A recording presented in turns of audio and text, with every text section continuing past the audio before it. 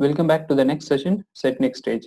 In this section, I'm going to explain you what is set next stage and the use of set next stage in the process and object studio. So process and object can be passed or run made to jump directly to another position using a set next stage. To achieve set next stage, you have to right click on the stages or action which is required to run. And as soon as you right click, you will get an option called set next stage as highlighted in the screen. So I'm going to show you in live with Blue Prism process to use the set next stage option. So this is one of the process as I showed earlier as well. So the main page, it will be always looking like this with the process template. So coming back to the set next stage option as we discussed.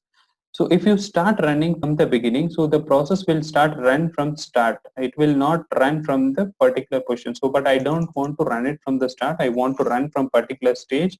For example, I want to run from get next stage. I don't want to run start. I don't want to run populate queue. I want to run only the set next stage. If I want to run that, just right click here. You will have an option called set next stage. Then you can just run the stage alone. You can run the stage alone. You can give step so that it will complete the stages and it will go and process with the next stage. It will not start from the beginning, which is a start, and it will not go till end. So that's pretty much on the set next stage option. So it's basically used to jump from particular stage, or if you want to run only particular action or page within your process, you can use this. Thanks for watching. See you in the next session.